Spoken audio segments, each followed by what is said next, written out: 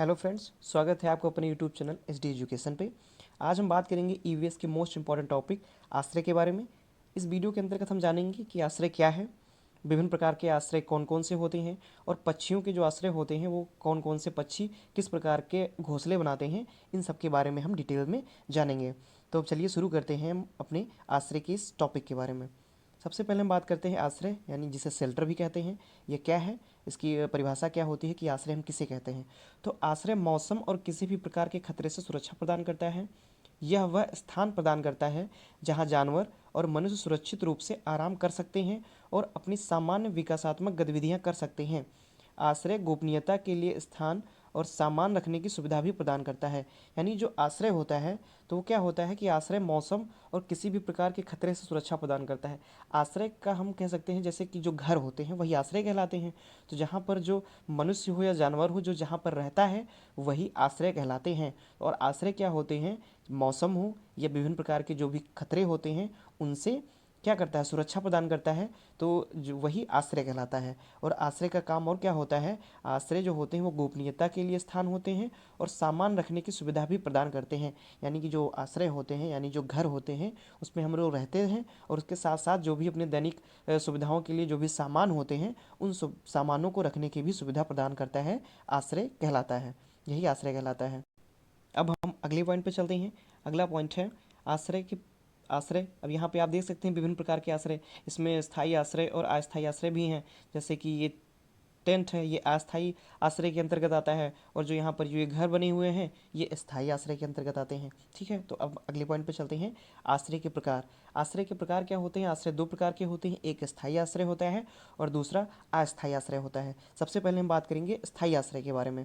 तो स्थायी आश्रय क्या होता है, ये वे स्थान हैं जहाँ मनुष्य या जानवर बहुत लंबी अवधि तक रहते हैं। यानी कि जो स्थायी आश्रय होता है यह वह आश्रय होता है जहाँ पर मनुष्य या जानवर जो होते हैं वो काफ़ी लंबे समय तक रहते हैं और अपना अधिकांश समय बिताते हैं। यानी कि और अपना जो अधिकांश समय बिताते हैं यानी लंबे समय तक रहते हैं और अपना अधिकांश समय बिताते हैं। जैसे घर, गुफाएं, पक्षियाँ, पक्षियों का घोंसला इत्यादि, ये सभी स्थायी आश्रय के अंतर्गत आते हैं। जैसे कि यहाँ पे आप देख सकते हैं ये घोंसला है, ये गुफा है और ये घर है। तो ये सभी किस में आते हैं, ये सभी स्थायी आश्रय के अंतर्गत आते हैं। यहाँ से क्वेश्चन ये पूछ लिया जाता है कि निम्नलिखित में से कौन से स्थायी आश्रय हैं। तो घर होता है, गुफा होती है और पक्षियों का जो घोंसला होता है ये सभी स्थायी आश्रय के अंतर्गत आते हैं। अब अगले प्रकार की हम बात करते हैं अस्थायी आश्रय। यानी कि अस्थायी आश्रय क्या होते हैं, ये वे स्थान हैं जहाँ जानवर और मनुष्य केवल अल्प अवधि के लिए यानी बहुत थोड़े समय के लिए और किसी विशिष्ट उद्देश्य के लिए रहते हैं। जैसे बस शेल्टर, हाउस बोट, विभिन्न स्थानों पर प्रवासी पक्षियों का घोंसला, टेंट हाउस, कारवां, शेल्टर होम आदि। यानी अस्थायी आश्रय क्या होते हैं कि अस्थायी आश्रय वह होते हैं कि वह स्थान जहाँ पर जानवर या मनुष्य केवल अल्प अवधि यानी कम समय के लिए जाता है और वहाँ पर रुकता है, फिर कुछ समय व्यतीत करने के बाद वो वहाँ से चला जाता है। तो वह क्या होता है, वह अस्थायी आश्रय कहलाता है। इसके अंतर्गत क्या आते हैं, इसके अंतर्गत आते हैं हाउस बोट और ये टेंट हाउस, कारवां, प्रवासी पक्षियों का घोंसला, ये इत्यादि अस्थायी आश्रय के अंतर्गत आते हैं। ठीक है, तो यहाँ से एक क्वेश्चन ये बन सकता है कि निम्नलिखित में से कौन से अस्थायी आश्रय हैं। तो बस शेल्टर, हाउस बोट, विभिन्न स्थानों पर प्रवासी पक्षियों के जो घोंसले होते हैं, टेंट हाउस होते हैं, कारवा और शेल्टर होम, ये इत्यादि अस्थायी आश्रय के अंतर्गत आते हैं। अगले पॉइंट पे हम चलते हैं। अगला पॉइंट है पशु और उनका आश्रय। यानी कि जो पशु होते हैं और उनके आश्रय क्या होते हैं जिनमें वे रहते हैं। वे जानवर जो भूमि और जंगलों में रहते हैं वे कौन कौन से होते हैं, जैसे गाय, कुत्ता, गधा, घोड़ा, शेर, हाथी, गैंडा और मोर इत्यादि जानवर जो होते हैं वो क्या, वो भूमि पर और जंगलों में रहते हैं। जैसे गाय जो रहती है उसे हम गौशाला कहते हैं, जो घोड़ा होता है वो अस्तबल में रहता है, शेर गुफा या मांद में रहता है, मुर्गी जो होती है वो दरबे में रहती है, जो चींटी होती है वो चींटी जो होती है वो बाम्बी में रहती है, मधुमक्खी जो होते हैं वो छत्ता लगा के रहती हैं और जो कुत्ता होता है वो कुक्कुरशाला में रहता है। तो ये जानवर जो होते हैं वो भूमि और जंगलों में रहते हैं। अब अगले पॉइंट की हम बात करते हैं। अगला पॉइंट है पेड़ पर रहने वाले जानवर, मतलब वे जानवर जो पेड़ पर रहते हैं। जो इसमें बंदर आता है और पक्षी आते हैं, जो जैसे कि यहाँ पे आप चित्र में देख सकते हैं जो बंदर है और जो पक्षी हैं ये पेड़ पर रहते हैं। अब हम अगले पॉइंट पे चलेंगे। अगला पॉइंट है बिलों में रहने वाले जानवर, मतलब वे जानवर जो बिल बनाकर रहते हैं। इनके अंतर्गत चूहा, सांप, चींटी, खरगोश, केचुआ और बिच्छू आते हैं। मतलब ये मोस्ट इंपॉर्टेंट है, यहाँ से क्वेश्चन जरूर पूछा जाएगा कि निम्नलिखित में से कौन जानवर हैं जो बिल में रहते हैं, या निम्नलिखित में से कौन जानवर हैं जो पेड़ में रहते हैं, या निम्नलिखित में से कौन जो जंगली जानवर हैं। यहाँ से क्वेश्चन जरूर बनते हैं। प्रीवियस ईयर के अगर आप क्वेश्चन पेपर उठा कर देखेंगे तो यहाँ से क्वेश्चन जरूर बना है। तो बिलों में रहने वाले जानवरों में कौन कौन आते हैं? चूहा, सांप, चींटी, खरगोश, केचुआ और बिच्छू, ये सभी बिलों में रहने वाले जानवर आते हैं। आप यहाँ पे देख सकते हैं, जो सांप होता है वो बाम्बी बनाकर रहता है, और जो चींटियाँ होती हैं वो भी ज़मीन के अंदर मिट्टी खोदकर बिल बनाकर रहती हैं। अब अगले अगले पॉइंट पे चलेंगे, ज़मीन और पानी दोनों पर रहने वाले जानवर। ये जरूर पूछा जाएगा कि निम्नलिखित में से कौन से जानवर है जो ज़मीन पे और पानी दोनों पे रहते हैं। तो उसके अंतर्गत सांप और मगरमच्छ आते हैं। ये क्या होते हैं? ये ज़मीन पर भी रहते हैं और पानी में भी रहते हैं। इसके अंतर्गत एक और भी आता है जिससे मेढक मेढक जो जानते हैं उभयचर प्राणी है, तो ये ज़मीन और पानी दोनों पर रहता है। तो सांप, मगरमच्छ और मेढक, ये 3 ऐसे जानवर होते हैं जो ज़मीन और पानी दोनों पर रहते हैं। अब अगले पॉइंट पे चलते हैं, पक्षी और उनका आश्रय। यानी जो पक्षी हैं और वो अपना किस प्रकार का आश्रय बनाते हैं, किस प्रकार का अपना घोंसला बनाते हैं और किस प्रकार के घोंसले में वे रहते हैं। सबसे पहले हम बात करते हैं इंडियन रॉबिन के बारे में। यह यहाँ पे आप चित्र देख रहे हैं, ये इंडियन रॉबिन पक्षी का है। तो यह पक्षी क्या करता है? इंडियन रॉबिन पक्षी यह घास, मुलायम टहनियों, जड़ों, ऊन, बाल और रुई से पेड़ के शीर्ष पर अपना घोंसला बनाता है। यानी जो इंडियन रॉबिन होता है, यह घास से, मुलायम टहनियों से, जड़ों से, ऊन, बाल और रुइयों के द्वारा पेड़ के शीर्ष पर यानी कि पेड़ की शाखा पर अपना घोंसला बनाता है। यह पत्थरों के बीच अपने अंडे देती है। और जो यह इंडियन रॉबिन चिड़िया होती है या पक्षी होता है, यह पत्थरों के बीच में अपने अंडे देती है। अब अगले पक्षी की बात करते हैं। अगले है कोयल। कोयल पक्षी के बारे में बात करते हैं।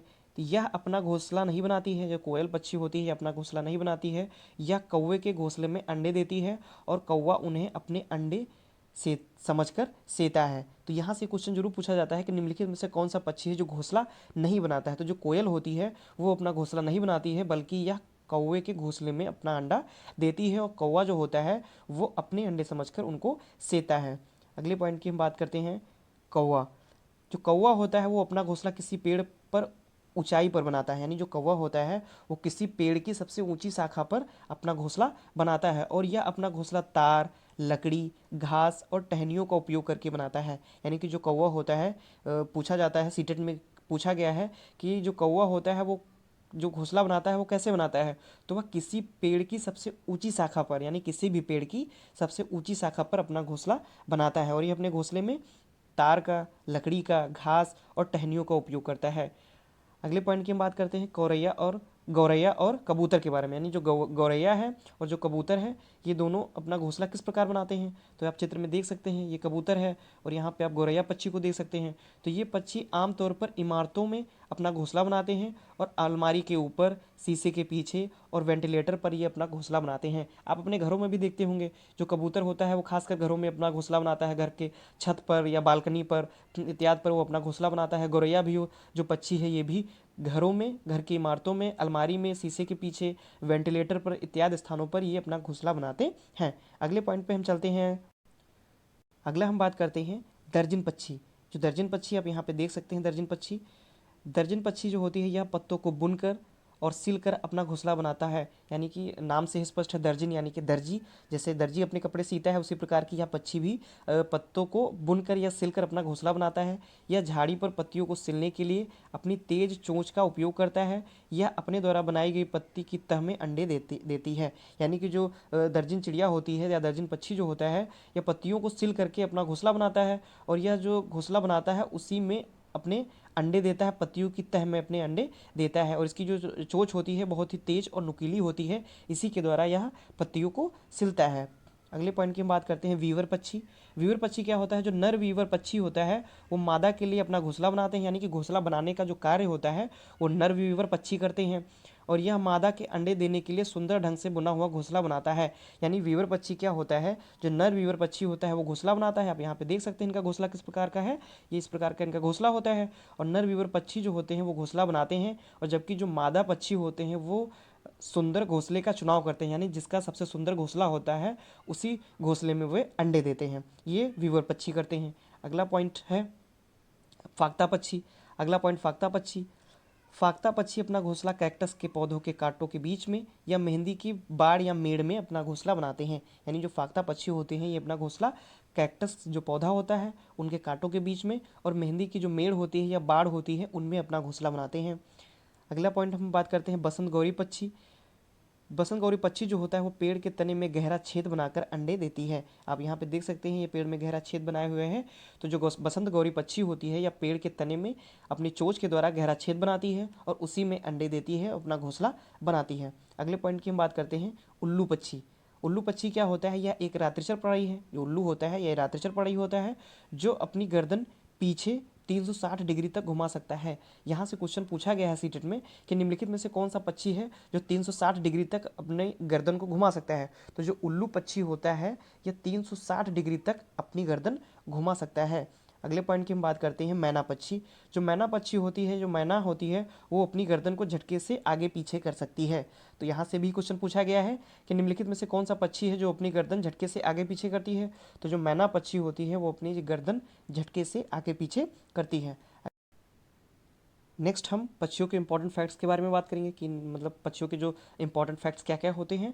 तो पक्षियों की चोंच में दांत नहीं होते, यानी जो पक्षियाँ होती हैं उनके चोंच में दांत नहीं पाए जाते हैं। पक्षियों के हृदय में 4 कोष्ठ होते हैं, यानी जो पक्षियाँ होती हैं इनके जो हृदय होते हैं वो 4 कोष्ठीय होते हैं। एमू, कीवी, पेंगुइन एवं शुतुरमुर्ग ना उड़ने वाले पक्षी हैं। यानी कि जो एमू होता है, कीवी और पेंगुइन होता है तथा शुतुरमुर्ग जो कि सबसे बड़ा जिसके पक्षी का सबसे बड़ा अंडा माना जाता है कि जो शुतुरमुर्ग पक्षी होता है इसका सबसे बड़ा अंडा होता है। तो ये जो पक्षी होते हैं ये ना उड़ने वाले पक्षी होते हैं, ये उड़ नहीं पाते हैं। जो पक्षी होते हैं वो अप्रैल महीने में केवल अंडे देने के लिए घोंसला बनाते हैं। जो पक्षी होते हैं वो घोंसला अपना किस महीने में बनाते हैं? अप्रैल महीने में बनाते हैं। पक्षियों के जो पंख होते हैं वे उड़ने तथा सर्दी गर्मी से बचाने हेतु रूपांतरित होते हैं। यानी कि जो पक्षियों के जो पंख होते हैं वो उन्हें उड़ने में मदद करते हैं तथा सर्दी और गर्मी से बचने के लिए उनकी सहायता करते हैं।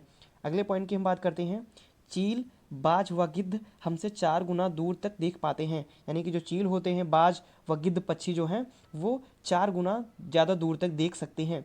रात में जागने वाले जो जानवर होते हैं वे हर चीज़ को केवल सफ़ेद और काली ही देख सकते हैं। जो रात में रात्रिचर जो जानवर होते हैं वे हर चीज़ को केवल सफ़ेद और काली ही देख पाते हैं। पक्षी एक ही समय में 2 अलग अलग चीज़ों पर नज़र डाल सकते हैं। जो पक्षी होते हैं वे अपनी दोनों आँखों से 2 अलग अलग चीज़ों पर नज़र डाल सकते हैं। नेक्स्ट और आखिरी पॉइंट है, जो नेक्स्ट पॉइंट है पक्षियों की जो हड्डियाँ होती हैं वो खोखली होती हैं। जो पक्षियों की जो हड्डियाँ होती हैं वो खोखली होती हैं और इन खोखली हड्डियों के द्वारा ही ये उड़ान भरते हैं और इन खोखली हड्डियों में ये अपने जो हवा होती है वो भर लेते हैं। अगले पॉइंट पे हम बात करते हैं। तो ये था हमारा आज का सेशंस जो कि आश्रय के बारे में था।